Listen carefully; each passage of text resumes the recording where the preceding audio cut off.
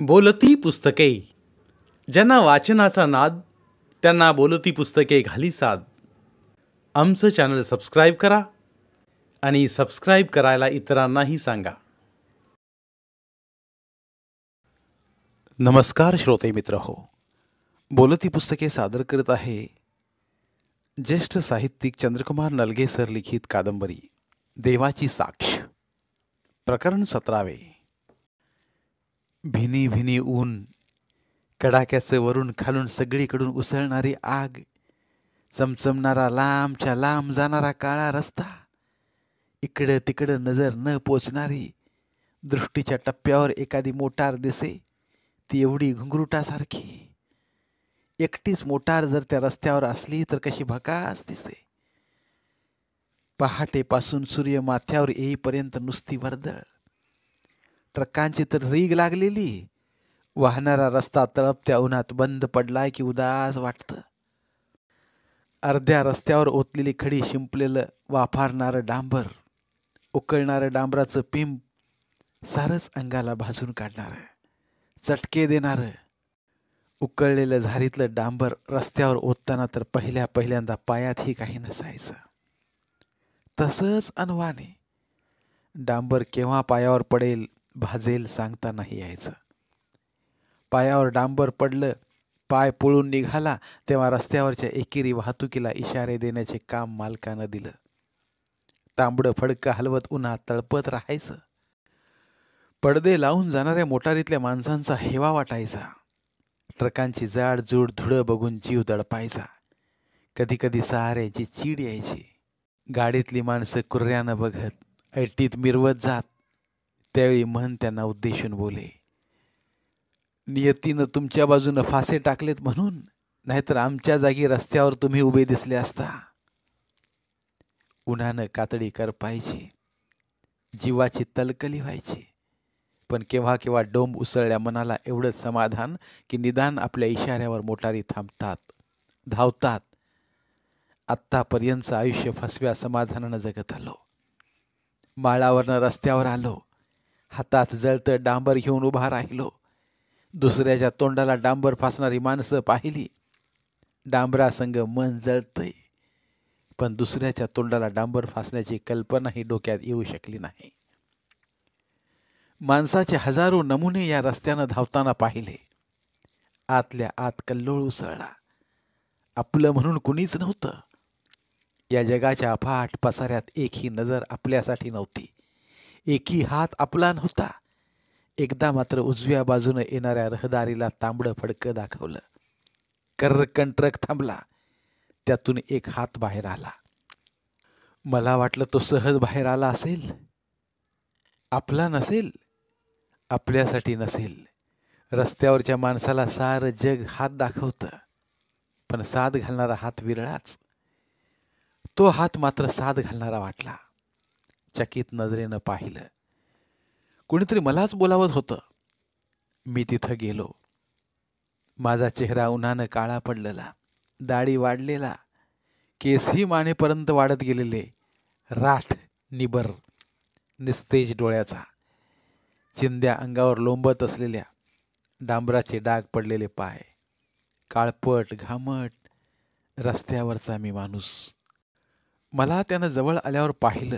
त्याचा चेहरा पडल्यासारखा वाटला, वरमल्यासारखा झाला.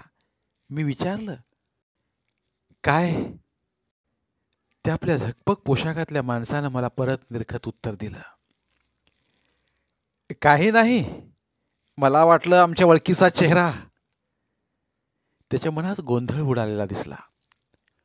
पुढून गाड्या यायच्या थांबल्या. थांबलेल्या गाड्यांचे हॉर्न वाजायला लागले. मी हात उंचावला, फडकं खाली केलं. तो ट्रक घरघरत निघून गेला. त्या ट्रकातला माणूस मात्र वळून पाहत असल्याचा भास मला झाला. मीही जाणाऱ्या ट्रककडे कितीतरी वेळ पाहत राहिलो. ट्रक दिसेनासा झाला.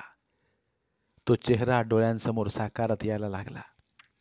त्या क्षितिजापासून जवळजवळ अगदी समोर. आणि काही गवसल्यासारखं एकदम म्हणालो, नुरा. मोठ्यानं मारला हाकेचा ध्वनी प्रतिध्वनी साऱ्या डोंगर दऱ्यातून घुमला. करवंद टेकडीच्या ऐल पैल, राम नदीच्या खोऱ्यात, अंधार डोहाच्या पाण्याच्या थेंबा थेंबात, वानराच्या संगतीत, तुळजेच्या जत्रेत.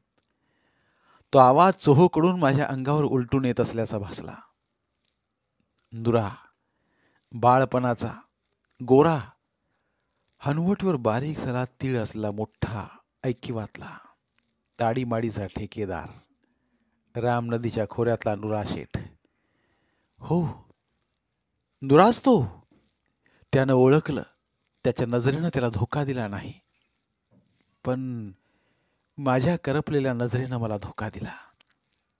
नुरा नुरा शेठ झाला, पण ओळख विसरला नाही. मी विसरलो. साऱ्या मनाच्या खुणा पुसट कशा व्हायला लागल्या. रोज रात्री जळणाऱ्या या डांबरी पिंपाजवळ विषा, शिऱ्या, वैजू आणि नुऱ्याशिवाय डोळ्याची पापणी मिटली नाही. तोच नुरा असा समोर आला असता मी पारखा झालो. का? ट्रक ज्या क्षितिजाच्या कडेवर बुडाला त्या बिंदूशी नजर एकरूप झाली. भडबडून आलं. स्वतःचाच राग आला. पोटातनं गदगदून आलं. डोळ्याचं पाणी पाणी झालं. नुरा त्या रस्त्यावर आज ना उद्या भेटेल या आशेनं किती दिवस वाट पाहिली. प्रत्येक ट्रक नजरेखाली खालीच होतो. ट्रक तपासणं हा जणू माझा चाळाच झाला होता. त्याच कामावर माझी नेमणूक व्हावी तसा. प्रत्येक गाडी नजरेनं उलटी पालटी करीत होतो. नुरा पुन्हा भेटला नाही. आयुष्यातल्या साऱ्या वेळा जळते पोत घेऊन उठलेल्या, त्यात त्याच्या येण्या जाण्याची वेळ तरी कशी साधल. हातातलं तांबडं फडकं गेलं. कढत डांबराची झारी हाती आली. तरी लक्ष जाणाऱ्या येणाऱ्या ट्रकावर होतं. एक दिवस हळूहळू चाललेल्या ट्रकावर नजर खेळली. कशाची तमा न बाळगता ओरडलो, दामू! चाललेल्या ट्रकाला ब्रेक लागला. थांबला. ड्रायव्हरनं बाहेर तोंड काढलं. तोही अधीरतेनेच ओरडला, सदा! हातातली झारी तिथंच टाकली. हळूहळू चाललेल्या ट्रकाला गाठलं. तो दामूच होता. तो म्हणाला, मी ट्रक पुढे घेतो, त्या झाडाखाली बाजूला लावतो. मागणं तांडाच्या तांडा आलाय. एकेरी रहदारीला अडथळा नको म्हणून तो पुढे गेला. मी मागून धावतच गेलो. तो खाली उतरला. मी त्याला मिठीच मारली. तो थोडा थोराड झाला होता. विजार, घामेजलेली बनियन, गळ्यात रंगीत रुमाल, एका हातात काळा दोरा, दुसऱ्या हातात कातड्याचं सळीदार कड, भरदार छातीवर रुळलेली कृष्णाचा छाप असलेली पेटी. दामूच्या नजरेत तो सुखी असावा असं दिसत होतं. त्याच्या दोन्ही बाहू धरून आनंदानं म्हणालो, दामू, तू खाणीवरची नोकरी सोडली आणि ही ड्रायव्हरची नोकरी धरली. सुटलो त्या काचातनं. किती वर्षांनी भेट नाही. सारखी आठवण व्हायची तुझी. तू वस्तीवर नाहीस एवढं कळलं. त्या रात्री झोप लागली नाही. जीव लागेना कामावर. दिल हल्लं. ट्रकाचा ड्रायव्हर झालो. का माहिती आहे का? तू तू भेटशील कुठं तरी. तुमच्या आमच्यासारखी माणसं भेटायची ती माळावर, नाहीतर रस्त्यावर. सदा शेवटी भेटलास ते रस्त्यावरच. असा राहतोस कुठं? कसं सांगावं कळेना. कंठ दाटून आला. मी गप्प पाहून म्हणाला, सदा तू गप्प? मनाला लागेलच बोलू का? नाही, साऱ्याची सवय झाली आता. रस्त्यावर राहणाऱ्या माणसानं सगळं सोसलंच पाहिजे. सदा रस्त्यावर होतास तू? वय, रस्त्यावर. इथंच? ती काय तिथं जळत्या पिपाजवळ वळकटी. आणि आई? त्याचा प्रश्न म्हणजे डांबराचा काळजावर बसला चरखा वाटला. अंतकरण पोळलं. डोळ्याच्या कडा भिजून चिंब झाल्या. मी बाजूला तोंड केलं. शिंकरण्याचं निमित्त करून डोळं पुसलं. तरी दामूला माझी मनस्थिती कळली असावी. तो उद्गारला, सदा, आई ठाण्याला आहे. ठाण्याला? कुणाकडं? वेड्याच्या इस्पितळात. काय? पण का? डोक्यावर परिणाम झालाय तिच्या. सदा, खरं सांगतोयस हे? खोटं कशाला सांगू? खरंच आई वेडी झाली. घडलं काय असं मग? हं? खूप मोठी कहाणी आहे दामू. चल चल, त्या झाडाखाली थांब. तोवर मी मालकाला विचारून येतो. वेळ आहे ना? वेळ? सदा, तुझ्या पुढे वेळेची काय परवा? मी मालकाला सांगून परत आलो. ओवाळकडे 2 वाळकांचं तुकडं होतं ते घेतलं. दामूजवळ गेलो. त्याला ते तुकडं देत म्हटलं, मातीनं घाण झाल्या जरा. रस्ता म्हणलं की ते आलंच. तू माती दिलीस तरी ती सोन्यासारखी सदा. रस्त्यावरच्या माणसाला मातीच जवळची. अगोदर सांग, आईच्या डोक्यावर परिणाम का झाला? का? कशानं हे घडलं? या 2 प्रश्नांनीच उभी हयात कोंडली माझी. हे प्रश्नच आयुष्यभर आमच्या जीवाचे सोबती झाले. सहाऱ्या सोबती सुटल्या तुटल्या, पण पण ही सोबत कसल्या आणि कोणत्या हाताने आमच्याजवळ आणून सोडली काही कळेना. तू मला त्या दिवशी खाणीवर बोलवलंस, त्या रात्री मला न सांगताच कसा नाहीसा झालास? साऱ्या खाणी मी पालथ्या घातल्या. तू झोपड्याकडे गेलास आणि आणि काय? कुणी काय बोललं असलं तर मला सांगायचंस. सारी खाण सुरुंगावर उभी केली असती. कुणीही बोललं नाही मला, पण आई आली होती. कुठं? खाणीवर. का? मला शोधायला. सांज झाली तरी मी परतलो नाही म्हणून. अंधाराची एकटीच? एकटी आली असती तर पुढचं महाभारत घडलं नसतं. आणि कोण होतो बरोबर? तुका आबा. वारकरी? वारकरी. मग काय झालं? परत गेलो तर आमचा नाना दारात. कोण, फरारी असलेला? हो. मग काय झालं? इतक्या रात्री आई घराबाहेर, तीही तुका आबा बरोबर. नानाचं आधीच तापट असलेलं मस्तक भडकलं. पण का? आईबद्दल वाईट विचार आलं त्याच्या मनात. त्या रात्री आईला मार मार मारली. मी मध्ये पडलो तर मलाही आपटायला उठला.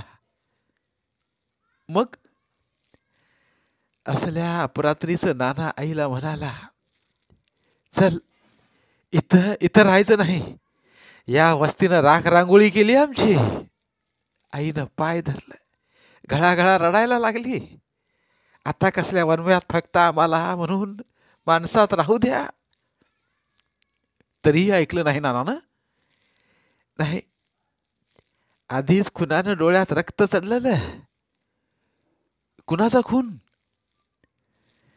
धरणावरच्या इंजिनियरचा खून नानानं केला होता. आम्हाला हे कळलं नाही. होत्या नव्हत्या त्या 4 चिंध्यांचं गाठोडं बांधलं. आईनं डोक्यावर घेतलं. मी माझं बालपणाचं दप्तर पोटाशी धरलं. भयंकर काळोखाच्या पोटात शिरलो. वस्ती सोडताना ऊर भरून आलं. पण पण नानाच्या भीतीनं रडताही येत नव्हतं. पोट भरून रडताही आलं नाही दामू. सदा. दामूच्या डोळ्यांतून आसवं घरगळली. मी लांब क्षितिजावर चिंब नजर लावून म्हणालो, 2 दिवस आणि 2 रात्र चालत होतो. आड वाटेनं, गुमान गुमान, उपाशी तापाशी. मिळालं तर पाणी प्यायचं. पार थकलो. शरीर पिचून निघालं. कसं तरी खुरडत खुरडत एका रात्री एका जुन्या देवळात उतरलो. जीव कसा वीज झाला. चालून चालून अंगात त्राण नव्हतं. धरणीला अंग टाकलं. केव्हा झोप लागली कळलंच नाही. मरून पडल्यासारखीच गत. कुणीतरी मोठ्यानं हाक मारित असल्याचं किनाट कानावर आलं.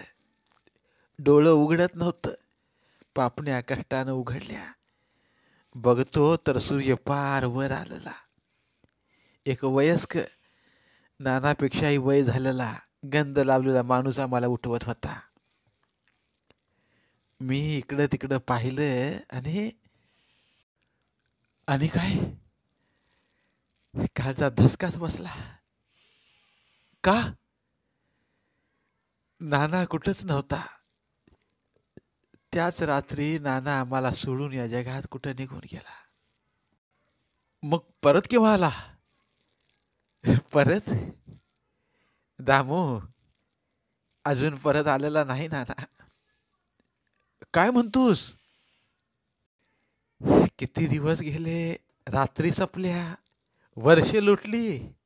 नानासाठी टाहो फोडला. आई नानाच्या नावानं रडली, संतापली. मिठाच्या खड्यासारखी विरघळून विरघळून गेली.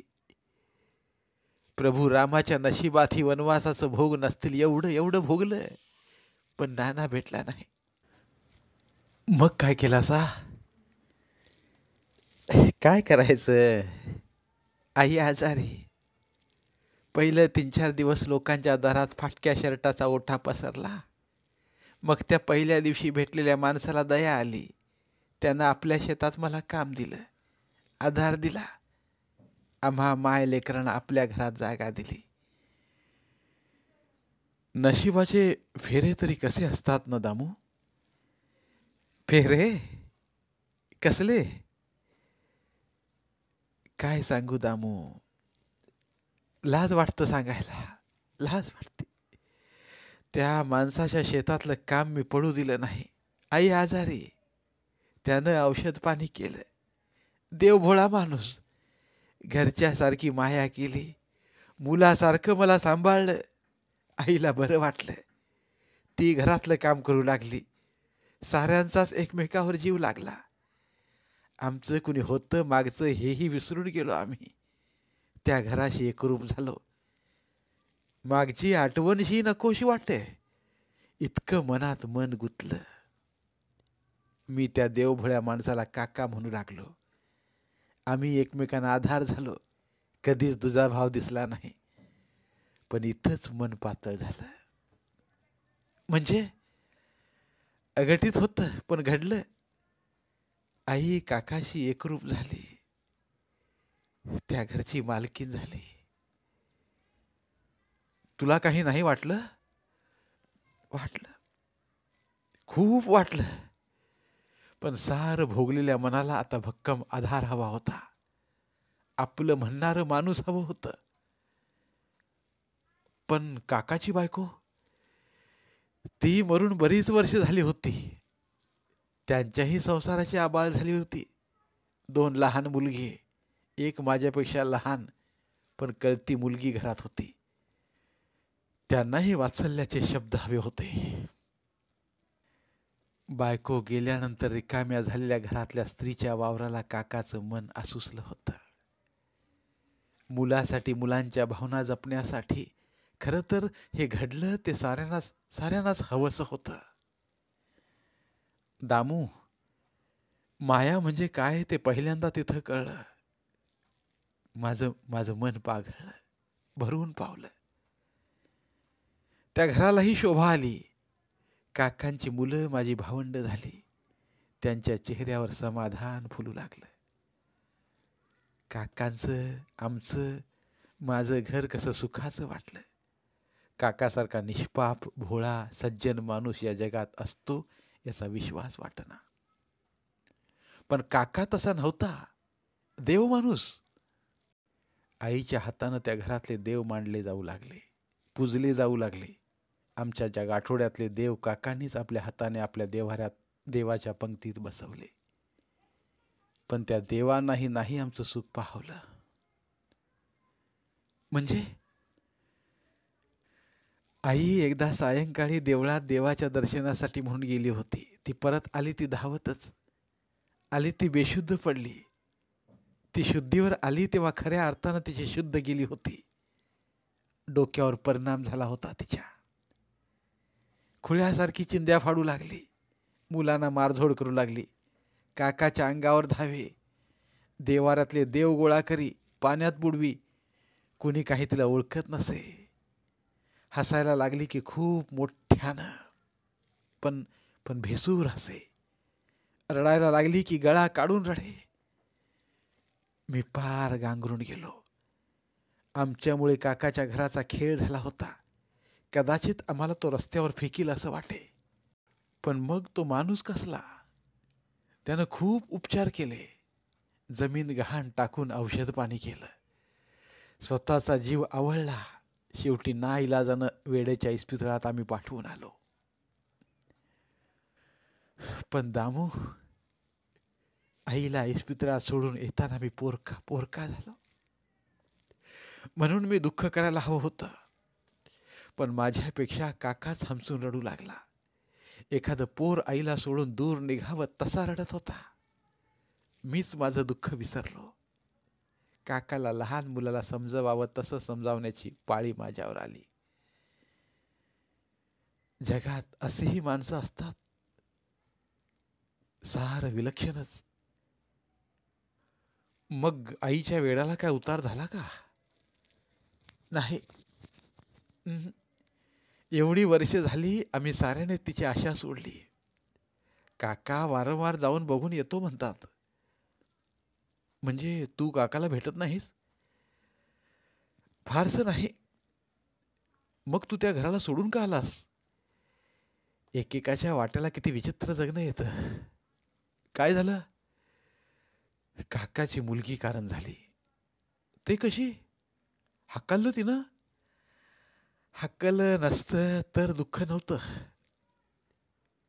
तर काय केलं? प्रेम केलं.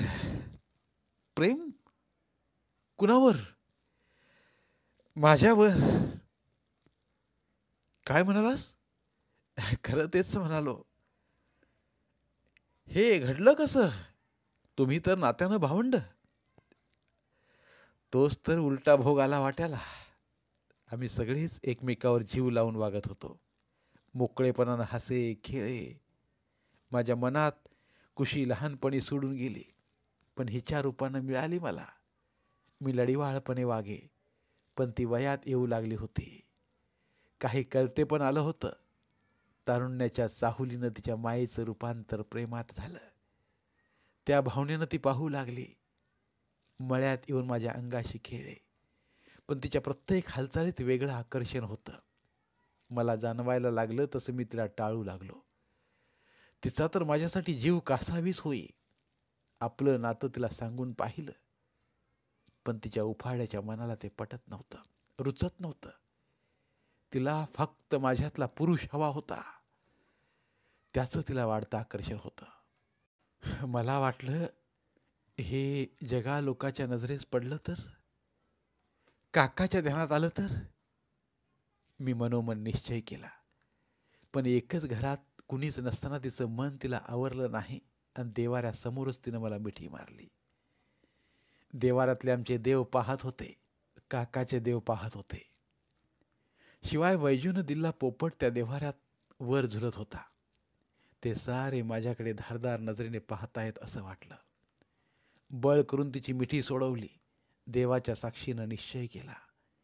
देव माणसाच्या घरात हे पातक घडायला नको. वाट्याला आलेत भोग तेवढे पुरे झाले. काकाचं घर तरी उद्ध्वस्त होऊ नये म्हणून फुटेल त्या वाटेला लागलो. धन्यवाद. उर्वरित कादंबरी पुढील भागात.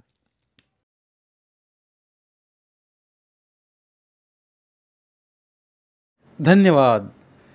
बोलती पुस्तके श्रोते मित्रांसाठी मराठी साहित्याचा खजिना फक्त 59 रुपयात. फक्त 59 रुपये माफक फी भरून आमच्या साहित्यरत्न या चॅनलचे सभासद व्हा. व भरपूर मराठी ऑडिओ बुक्सचा आस्वाद घ्या.